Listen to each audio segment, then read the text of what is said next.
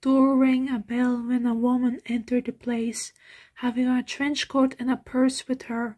The bell rang again when the same woman closed the door again. She gave out a sigh as she walked deeper into the Archgate studio that belonged not to Joey Drew, but to someone else, also a man.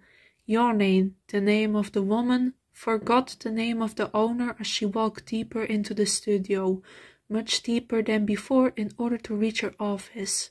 Your name's second name was Audrey, and she liked to know who gave her the second name, but the problem was she didn't know her parents, which was quite sad for her.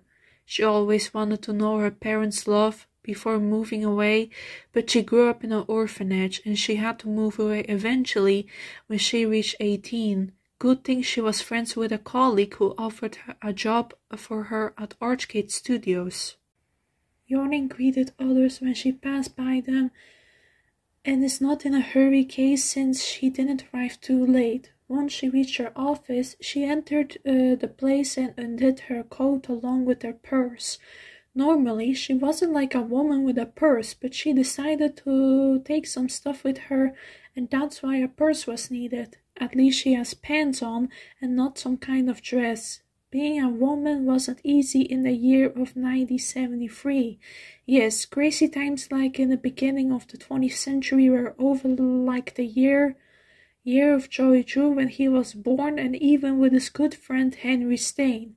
Your name took great interest in both men being an adult. No, not romantically interested in them, but rather in who they were and even about the studio before going into bankruptcy. Your name sighed once again and stretched herself before sitting down and grabbing an ink pot with ink in it and a special ink pen. She checked if anything was in order and began to draw her favorite cartoon ever since she could remember. Bendy. Bendy was once a popular cartoon from Joey Drew Studios being drawn at the time of Joey's life. He just grabbed a piece of paper and a pen and began to draw. That's how Bendy was born. Eventually, he built his own studio and more characters were born just as Alice Angel and Boris the Wolf. Mind you, they looked inspired by Disney characters that Walt Disney drew in his lifetime. Your Name smiled as she continued to draw Bendy, as she fell in love with him. She was just a small child when she heard and found out about Bendy.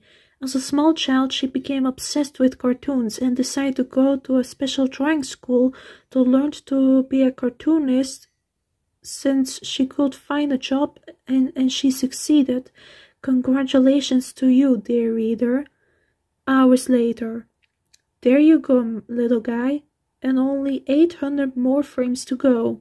Your Name began and chuckled awkwardly from talking to a little cartoon she drew. No way I'm getting through tonight without some coffee. Probably some downstairs. She stood up. Time for a little adventure. Your Name then left her office before going to the elevator. A studio is a big place where she worked. She opened the door and began to explore. The first thing she noticed was that she was completely alone. No one else was around. Or so she thought. She had to go into another office in order to reach the door to the elevator. She gasped once thunder hit and she looked behind her. She found it creepy and even getting scary. She quickly reached the door to her utter disbelief. They locked her in. Really? They locked me in? Good thing I brought my own key today. She quickly went back to her office and found the key on the table just like the Bendy drawing is. Before she reached her office, she found a Bendy cutout standing where the alarm was going off. Seriously, who put the Bendy cutout there? There must be someone else too with her. Phew, there's the key. She took the key immediately and went back to the elevator. She unlocked the door and entered. The hallway was dark, something she didn't feel welcome in a while. That's creepy. Just then she perked up upon hearing noises. Hello? Is someone there? Nothing responded to her. Yoni shrugged but felt a bit scared. She decided to go to get her coffee earlier from now on if she wanted to stay away from the creepy hallways. She arrived finally at the elevator before pressing the button and waiting. Once she heard the sound, she entered and clicked on the button again to go down. But just as the elevator doors were fully closed, someone stepped in and opened the doors again. She got scared to death. "Your name?" "Wilson," the girl began painting. "You scared me to death." "I am sorry, my dear. Didn't mean to frighten you. You're working late again tonight. A pretty girl like you shouldn't be wandering all by yourself. Mind if I step in?" Wilson was a janitor that worked here in the studio to clean, much like Wally Franks, I tell you. The pair continued on a conversation, even though Yoni didn't want to Wilson being a creepy guy around here. Just then, the elevator stopped, causing Yoni to panic. "What was that? Please tell me we are not trapped here." "Don't you worry, my dear. It's just a little short in the system, happening a lot these past few days. Do not fret. Let's see what we can find. Come on now. Old Wilson will protect you." Yeah, right. Yoni felt something in her gut that she should have trusted. Wilson was not to be trusted. But Yoni was naive at the time that she still needed to learn. Wilson told Yoni to follow him, and as Yoni obeyed and followed him, they were in a room where the ink machine is. Huh. What's an old piece doing here in the studio? Oh yeah, the studio took all the stuff Joy drew and made it into a small museum. They did. Wilson turned to face Yoni, who was behind him. Looks like someone's been messing with the exhibits. There should be something on each of these pedestals. Your name. Sweet your name. Do an old man a favor and go fight them. I'll tend the power. Yoni rushed as Wilson walked away to tend the power. As she stood there for a while, she began to think, was Wilson really to be trusted? What would he do if he heard your name? She decided to obey what Wilson asked and went to find the items. So there was a plush needed, a gear, an ink pot, a music disc, and a book.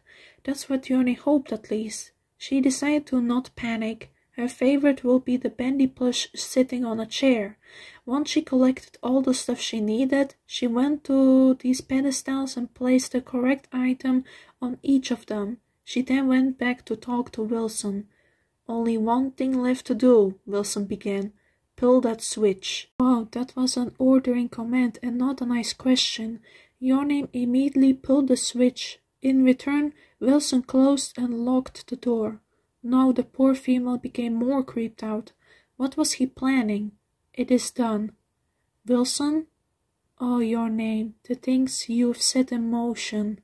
Just then the ink began flowing more and more. This caused Yoni to panic even more inside of her. What was going on? What's happening? "The ink is calling us, my dear." He turned to face her. "Can't you hear it?" "What?" "Shh," Wilson began, shushing her. "Don't fret, we are going home." Yoni began to shake so badly that she wanted to cry. She wanted to shout. She wanted to scream. She needed help. She wanted Bendy. Wait, skip the last part. Bendy doesn't exist, right? Before Yoni could say anything, she was pulled into the puddle of ink, where she took her last breath.